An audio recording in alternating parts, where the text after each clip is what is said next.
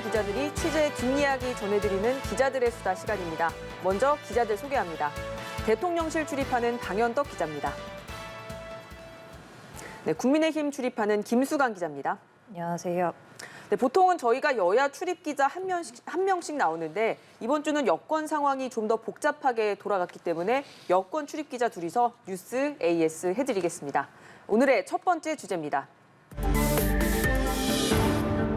네, 먼저 용산 대통령실 출입 기자 중에 확진자가 속출했다는데 방 기자 어떻게 좀 괜찮습니까? 저는 안 걸렸는데 참 이상하게 피곤합니다. 왜 피곤한지 잘 모르겠어요. 네. 많이 걸린 게 맞습니다. 10명 넘게 걸렸고요. 일단은 확산세는 중단이 된 상태입니다. 그 때문에 지금 취재도 많이 제한이 되고 있습니다. 대통령의 일정에 따라다니는 풀 기자가 절반 정도로 줄어들었고 최근에 정부 업무 보고가 이어지고 있는데 거기는 아예 기자가 들어가지도 않습니다. 이 코로나 확산 방지를 이유로 윤 대통령이 이번 주 월요일 날 출근길 문답을 하지 않았잖아요. 맞습니다. 이 기자들이 워낙 그때 가까이 붙어서 서 있기 때문에 코로나 확산의 근원지가 될 수 있을 것 같다. 뭐 이런 생각도 할 수는 있었을 것 같은데 사실은 출근길 문답 중단이 꼭 코로나 때문은 아닌 것 같죠. 일단 기자들이 서로 걸리는 건 그렇게 신경을 그것보다는 이제 대통령한테 혹시 옮길까봐라는 이유가 제일 컸던 것 같아요. 네. 공식적으로는 이제 경호처 차원에서 이 대통령에게 혹시 안위에 문제가 생길 수 있다는 건의를 해서 그 전날 밤에 결정이 됐다고 하더라고요, 중단이. 대신 이제 하루 만에 재개가 되긴 됐죠. 비공식적으로는 아무래도 기자들 사이에서는 지지율이 30%대, 앞자리가 3으로 바뀌고 또 계속해서 좀 무거운 질문, 껄끄러운 질문이 이어질 걸로 예상되는 상황에서 코로나라는 이유로 한 번 정도는 쉬어가면서 메시지를 정비할 수 있지 않겠냐 이런 내부 논리도 있었던 것 같습니다. 네. 윤석열 대통령이 취임 한 달을 맞았을 때 거의 모든 언론이 긍정적으로 평가했던 게 출근길 문답인데 이게 리스크가 돼버린 상황 같습니다. 여기에서 나온 정제되지 않은 발언들 대표적인 것 몇 개 본 뒤에 방 기자랑 다시 이야기 이어가겠습니다.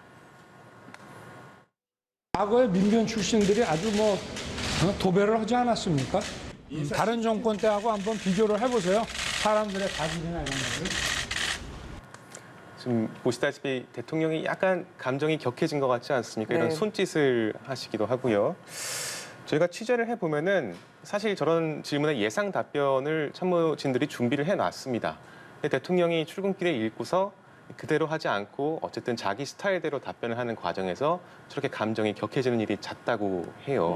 근데 아마 저런 모습들이 저런 손짓이나 어떤 어투 같은 것들이 이 화면으로 보는 국민들한테는 어떤 대통령으로서 지도자로서의 태도나 격에 맞는 것이냐 이런 인식이 퍼지면서 어떤 부정평가의 원인으로 작용하고 있지 않냐 이런 분석이 많은 것 같습니다. 그래서 윤 대통령이 아무래도 이 출근길 문답 도어 스태핑 시즌2를 준비하고 있지 않냐 이런 생각도 좀 드는데요. 이 취임 한 달 맞았을 때 지지율을 보면은 한국갤럽 여론조사 기준으로 보면 53%입니다. 그런데 어제 조사에서는 32%, 한 달 만에 지지율이 21%포인트가 떨어진 건데 이 방 기자 보기에는 이런 발언들이 지지율 하락에 지지율을 좀 얼마나 깎아먹었을까요? 일단 한 달 만에 20%포인트니까 뭐 업무일 기준 하루에 1%포인트씩 깎아먹었다. 그렇게도 볼 수 있겠네요. 볼 수도 있겠지만은 계량은 상당히 어려울 것 같은데 한 가지 방법이라면은 지금 당 지지율, 같은 조사야 당 지지율이 38% 정도 나올 거예요. 그러면은 대통령보다 높은 건데 그 차이가 5%포인트, 6%포인트 정도지 않습니까? 그 얘기는 국민의힘을 지지하지만 대통령을 지지하지 않는 사람들, 그러니까 모종의 대통령에 대한 어떤 개인에 대한 이유로 지지하지 않는 사람들이 5, 6% 된다는 얘기니까 그게 아마 그 정도가 어떤 대통령의 도어 스태핑이나 언행 혹은 인사 문제로 이탈한 표가 아니겠느냐, 이탈한 그 지지가 아니겠느냐 이렇게 추측은 해볼 수 있을 것 같아요. 그런데 대통령실에서 이 도어 스태핑을 잠정 중단하겠다고 하고 나서 바로 그 다음 날 다시 재개를 한 모양새가 됐는데 이건 어떻게 된 겁니까? 아무래도 중단을 이제 그날 당일 아침에 예고를 하지 않고 했기 때문에 그거에 대한 비판 여론이 일자 또 바꾼 게 아니었나 싶은데요. 지금 사진 보이시는 것 같은데 이게 그 재개한 첫날의 모습입니다. 상당히 멀죠. 10m가 넘습니다. 저기서 소리를 쳐서 대통령한테 질문을 하고 메아리로 오는 이 소리가 질문을 들렸나요? 잘 안 들려요, 사실은. 그래서 저희 또 공간이 로비이기 때문에 네. 소리가 울리기 때문에 좀 어렴풋이 서로 이제 문답을 주고 받은 게 재개된 모습이고, 그래도 그 다음에는 조금 거리가 좁혀졌습니다. 좁혀졌네요. 보이시죠? 네. 그래도 이것도 기존보다는 조금 거리를 두면서 어쨌든 코로나라는 명분은 있으니까요. 혹시나 하는 위험성은 있으니까 거리를 좁힌 모습이고요.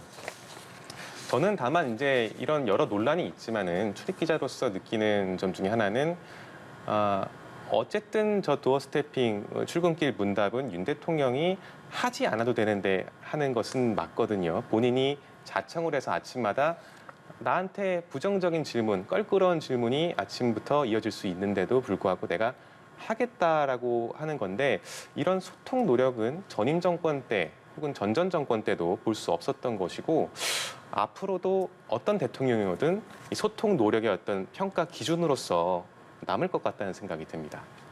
네, 이 대통령실에서는 지지율에 일희일비하지 않겠다 이렇게 말했는데, 이건 사실 좀 모범 답변인 것 같고요. 내부 분위기가 어떤지 사실 좀 궁금합니다. 속이 막 바짝바짝 타들어갈 것 같은데요. 맞습니다. 사실 저희 만나보면은 위기감이 적지 않습니다. 특히 이제 가장 위기감이 높은 분들은 늘공이 아니라 어공이라고 하죠. 어쩌다 공무원. 정치권에서 온 분들 같은 경우는 앞으로 어떤 선거에 자신이 나갈 것을 예상하고 있는 분들이 많기 때문에, 그때 윤 대통령의 이 지지, 윤심이 30%대 혹은 20%대 이렇게 낮아지면은 자신이 공천을 얻는데 상당히 어려움을 겪을 거라는 생각에 위기감이 큰 것 같고요.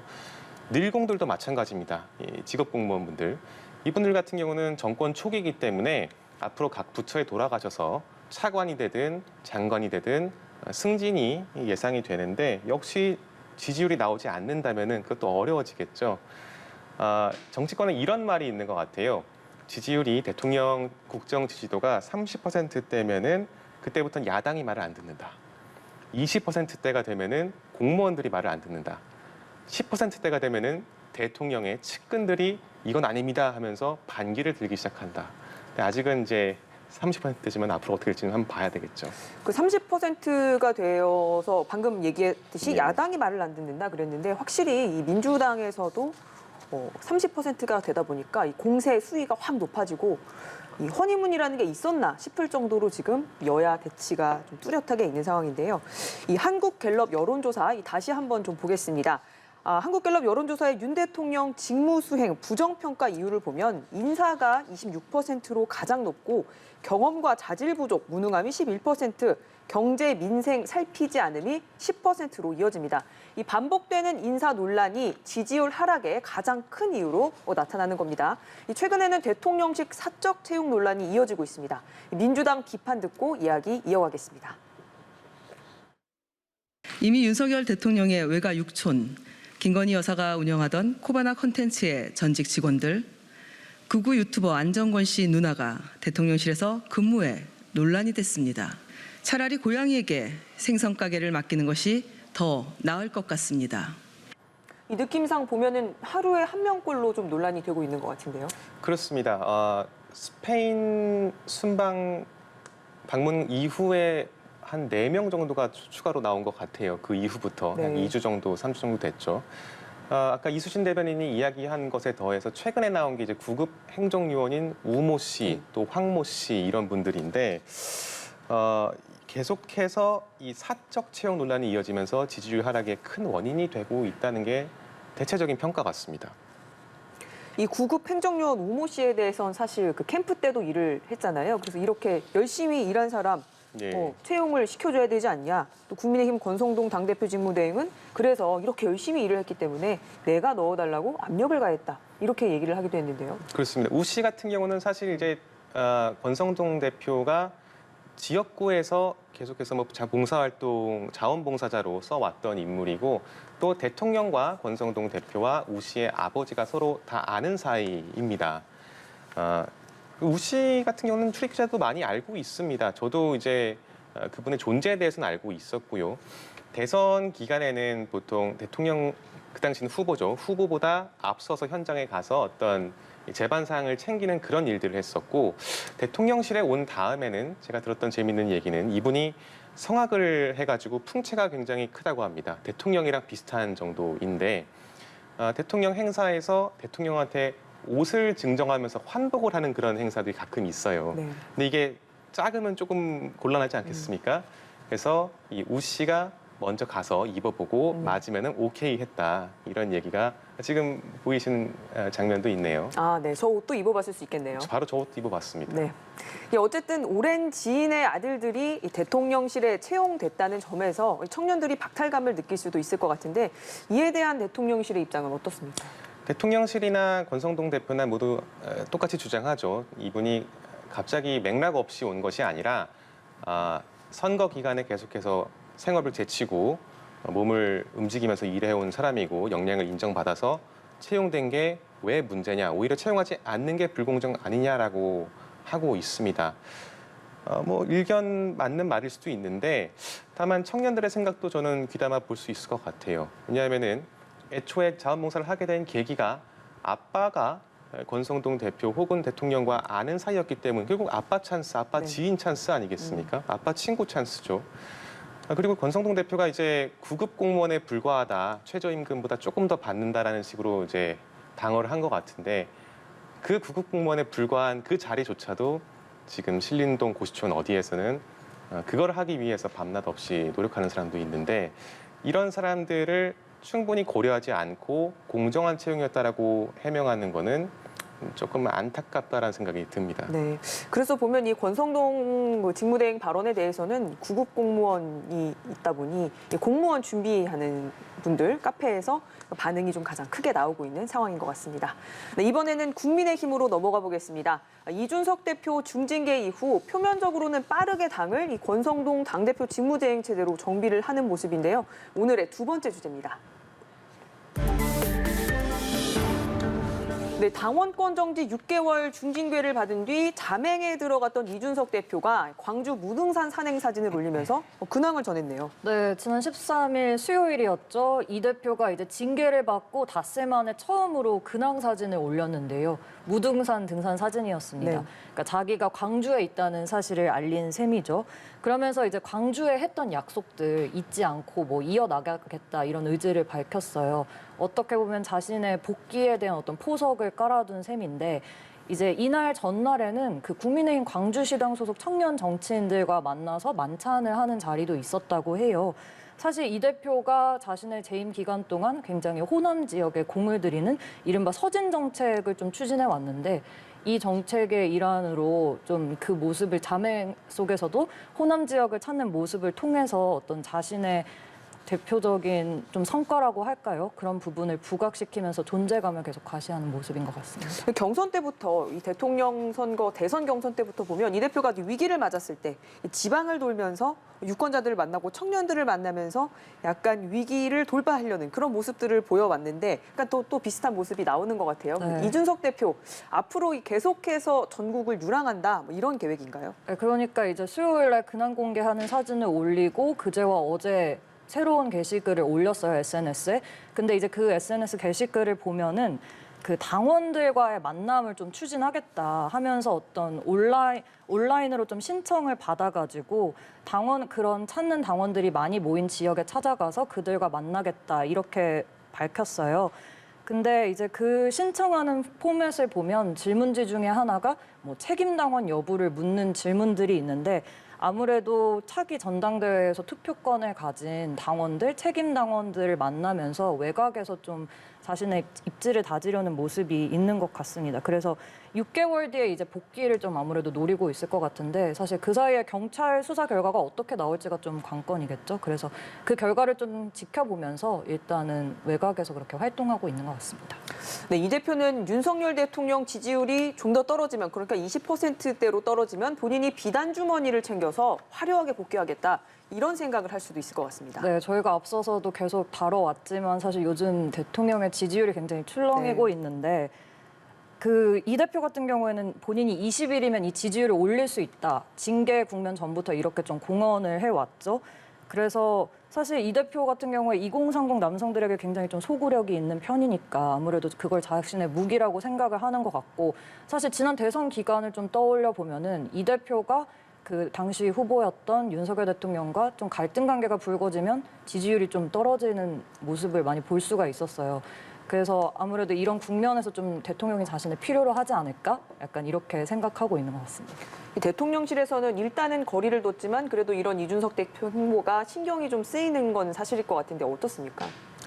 일단 대통령실 내부에 여러 의견이 존재하지만은 기본적으로 이 대표가 선거 기간에 보여줬던 그 비단 주머니 네. 2030 남성들에 대한 어떤 구애, 그것에 부정적 영향이 오히려 컸지 않느냐 이런 얘기가 나오고 있거든요. 네. 실제로 대선 기간에 대선 전날까지도 큰 격차로 이긴다고 했는데 네. 실제 뚜껑을 열어보니 그렇지 않지 않았습니까? 그 탓이 바로 이준석 대표 탓이니 지금 20일이면 지지율을 올릴 수 있다는 거는 정치적 수사에 불과하지 않겠냐 이런 이야기가 나오고 있는 것 같습니다. 그렇군요.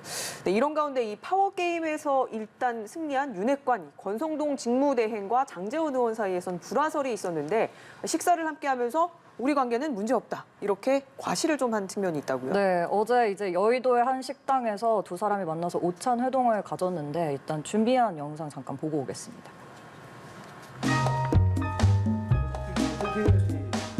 어떻게 해야지. 그냥 뭐 불화 갈등 없다고 어떻게 얘기했잖아요. 평상시와 같이 만나서 대화하고 농담하고 옛날 얘기도 하고 뭐 그렇게 대화를 나눴습니다. 네, 그런데 이 오찬 자리에 뜻밖의 인물 등장했다고요? 네, 바로 안철수 의원이 등장을 했는데요. 그래서 기다리던 취재진들이 다들 왜 갑자기 안철수 의원이 등장을 했을까 의아했어요. 또 최근에 일각에서 안 의원이 이제 친윤계 의원들과 손잡고 차기 당권을 노린다 이런 얘기가 나왔었기 때문에 혹시 그 두 사람의 식사 자리에 안 의원이 동석하는 게 아닌가 이렇게 의구심을 자아냈는데, 안 의원은 그냥 단순히 식사 장소가 겹쳤던 거라고 하고 본인의 지인과 식사하는 자리였다고 합니다. 네, 안철수 의원 얘기는 여기까지 하고 그 전에 네. 두 사람이 만나서 뭐 어떤 얘기를 했던 거죠? 그렇죠. 뭐 두 사람이 일단 윤석열 정부를 돕기 위해 합심하겠다 이런 얘기를 나눴다고 해요. 그러면서 본인들의 불화설에 굉장히 선을 그은 셈이죠. 그런데 여기서 이제 취재진들이 그럼 다음 만나면 언제쯤 될 것 같냐 이랬더니 서로 바쁘다면서 기약이 없더라고요. 그래서 아무래도 둘 사이에 미묘한 어떤 신경전 그리고 긴장 관계가 계속되고 있다 이런 얘기가 계속 나오고 있습니다. 그 이 대표 징계 결정 뒤에 당의 어떤 지도 체제를 놓고 두 사람 사이에 이견이 좀 있었다고 해요.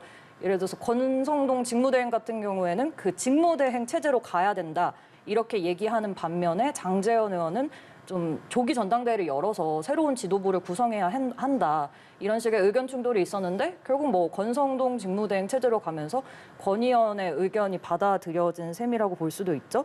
그 때문인지 장제원 의원이 의원총회에도 불참하고 또 그 의원총회 전날 이뤄진 윤석열 대통령과 일부 친윤계 의원들 사이의 만찬에도 불참을 했다고 해요. 그러면서 이런 불화설이 점점 불거지고 있는데 사실 그 시초 그러니까 지방선거 이후에 두 사람이 멀어졌다는 얘기가 좀 공공연하게 나오고 있고, 또 그 장제원 의원이 참석하기로 했던 그 국민의힘 당내의 민들레 모임이라고 친윤계 의원들의 어떤 공부 모임 있죠. 그거에 대해서 권 대행이 공개적으로 반대 발언을 했었단 말이죠. 그거를 기점으로 두 사람이 좀 사이가 많이 멀어졌다 이런 얘기가 나오고 있습니다. 그래도 어쨌든 어제는 브라더라는 것을 그렇죠. 과시했다. 한 번 형제는 네. 영원한 형제라며 네. 네, 우애를 과시했습니다. 네. 그 안철수 의원 같은 경우에는 이번 주에 토론회를 열었는데 토론회가 아주 문전성시를 이뤘다고요. 네, 권성동 직무대행을 비롯해서 국민의힘 지도부가 왔고 그 현역 의원들 거의 50여 명 가까이 왔습니다. 먼저 준비한 영상 좀 보고 오겠습니다.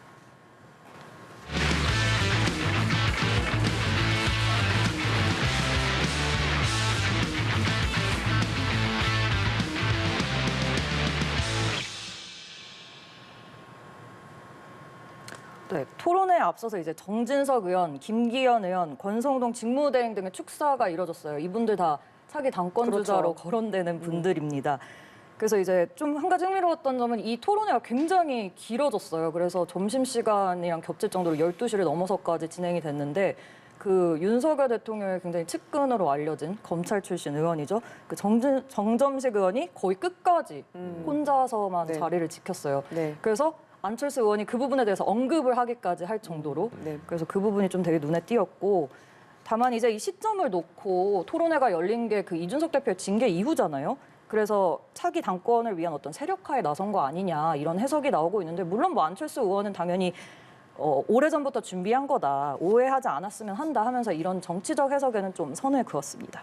네, 그런데 이 자리에 참석한 이 다른 의원들도 네. 당권 주자로 꼽히는 다른 의원들도 공부 모임 같은 것을 만들면서 좀 세력화를 시도하는 모습들이 보이고 네, 있는데요. 국민의힘 의원들이 최근 굉장히 많은 공부 모임을 하고 네. 있습니다. 김기현 의원 같은 경우에도 원래 하던 뭐 공부 모임을 재개를 해가지고 진행을 하고 있는데 그 지난 수요일에 2번째 모임을 했단 말이죠. 근데 이게 조찬 모임으로 진행돼서 아침 7시 반부터 진행을 하는데도 굉장히 많은 의원들이 와서 40여 명 가까이 왔고 정진석 의원 역시 오는 9월쯤 공부 모임을 재개할 거라고 합니다. 약간 당권을 향한 경쟁이 조금씩 가시화되고 있는 모습입니다. 네, 민주당에서는 내일 이재명 의원이 당대표 출마를 공식 선언합니다. 일단 이 의원까지 8인 경쟁인데 이 당원으로 가입한 지 6개월이 되지 않아서 출마 자격이 없다는 당의 결정에도 박지원 전 비대위원장 어제 국회 앞에서 출마 선언했습니다. 네, 다음 주에는 더 본격적으로 불붙는 민주당 전당대회 소식 가지고 다시 돌아오겠습니다. 네, 감사합니다.